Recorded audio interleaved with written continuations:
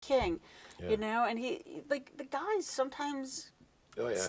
step back and think. Yeah, it'd be nice to see some guys, but so many of them are such a disappointment. I mean, as a man, I wonder sometimes what's this country coming to with the young men. I mean, it's just Well, awful. I have to blame the women because it used to be that the women would Yeah,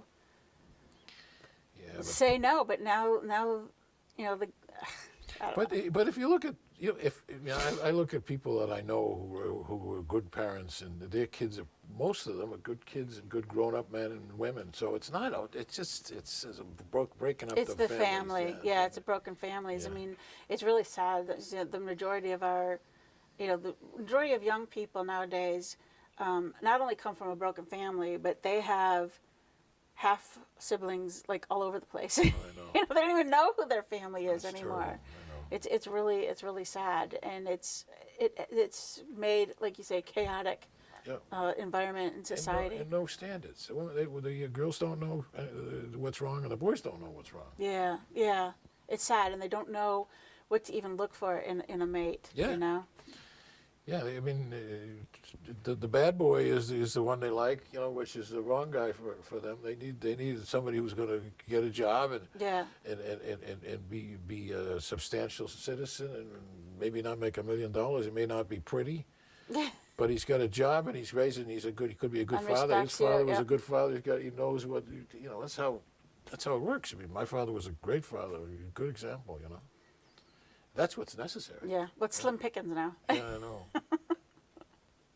So, if somebody were to want to think about doing something like this, where do they begin? Well, if somebody is watching this has a idea of a crisis pregnancy center somewhere, they should get in touch with me. And one way to do it is, the first thing you might do is go into Amazon and look up the description of the book that I wrote called Stopping Abortions at Death's Door.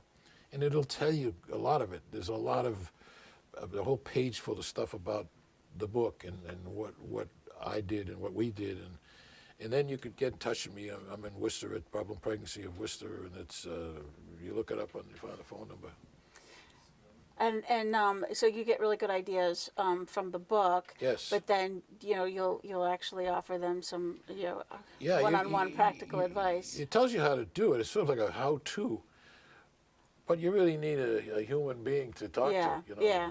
A book is good, but in fact, the people in Plattsburgh, one of them laughs at the other one. She says, Rod, Kitty, your name is Kitty. Kitty thinks everything in your book is gospel, she says. So every time I say something to her, she says, no, it's not in Rod's book. So, I didn't expect it to be gospel.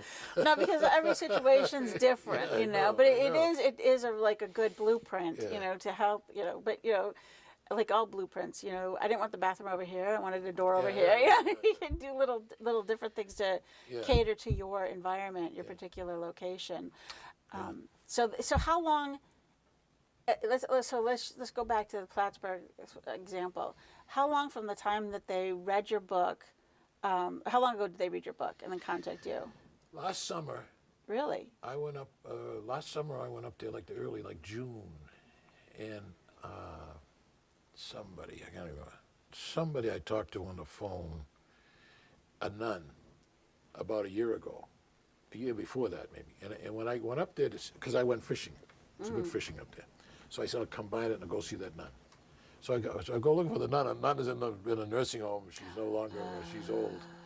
So I talked to somebody at the parish that she was in. They said, oh, you want to talk to so and so. So I went to talk to so and so, and then they directed me to another so and so. And so I went fishing and I talked to a few people, but I never got anything going. So I went home and I'm doing all my stuff. I have a business and I run Problem Pregnancy. And so I wrote a couple of emails because I had some emails, sent some books to people, and next thing I know, I got a call asking me to come up for there was an abortionist retiring, and in Lake Placid they were having a big testimonial for her. So would I come up and we could talk to a few people who are going to picket the we all the pro-lifers go. That's our social life. We picket the abortionists.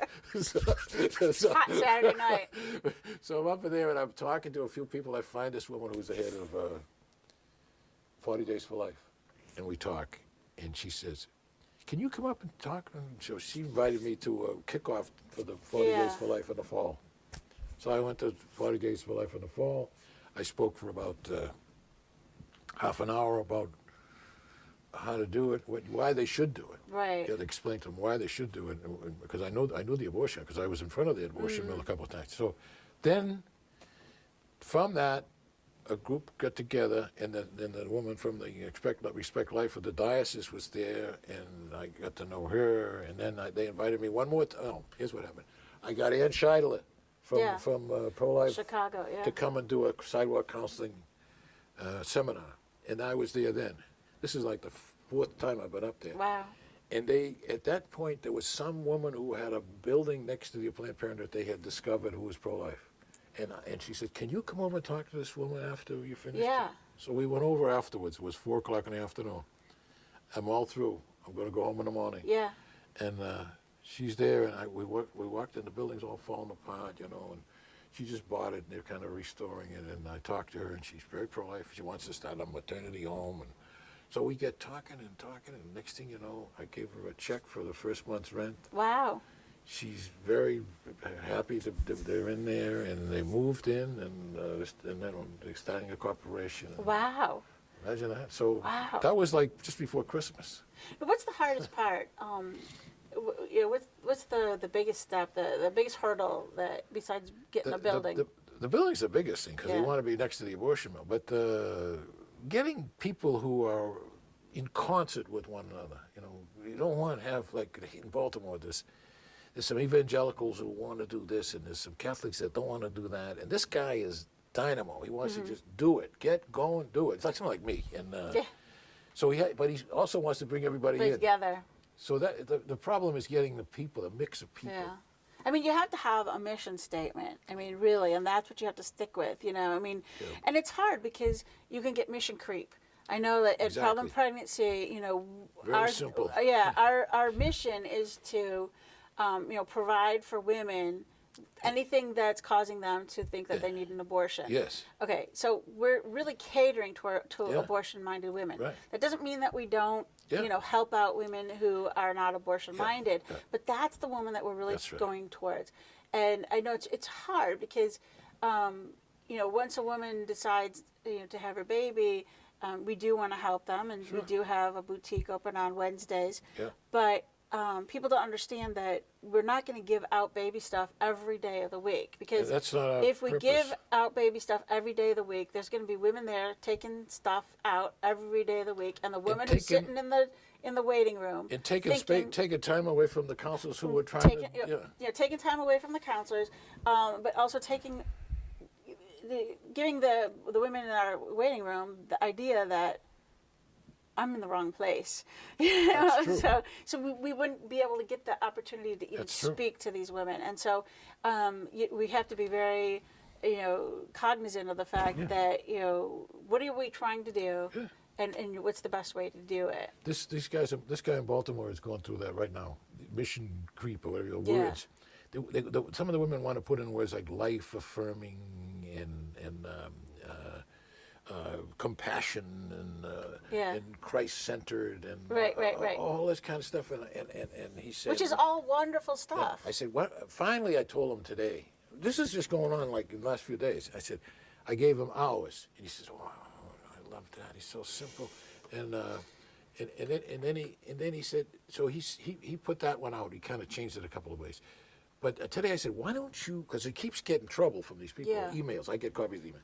So why don't you just tell them that if they want, you put it in a volunteer agreement. So you put in all that Christ-centered stuff, and it's not that we're not Christ-centered. It's just that No, I know. it gets in the way of the mission statement. So Right. so I said, if you make the volunteer statement like that, put all those gobbledygook baloney words in there, and leave the mission statement alone. Right, So right. he loved that. Now whether he's going to get away with Yeah. it or not, because he's like the only guy in a whole bunch of women.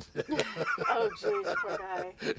You can relate to that. Yeah. Well, there's a couple of ministers too, but they're kind of quiet. Well, I mean, the idea. I mean, there's a place in the world for many different types of crisis pregnancy centers, but these ones that are geared Right. for the women who are going to have an abortion if nobody stops them. Whereas there's other crisis pregnancy centers that Yes. help women who want to have their babies, but they just need the you know, Yes. they just Yeah. need Yeah. some of the monetary or Right. the material Right. goods to help them, and that those are needed, Right. badly needed. But you can't be running both. It's too hard to do both at the same The time. reason I'm in it is because I want to save babies. I stand in front of that abortion mill and I look at it and I say, why can't I stop them from killing that baby they're killing right now? Yeah. It just Yeah. drives me crazy that I can't do it. So I do it, but I do it. I can't save that baby, but I'll save some others. Right, right. And that's the purpose. That's it. The way I see it. Yeah. That's the purpose. And it's been there's had been some miracles where, you know, women have come off of the Yeah.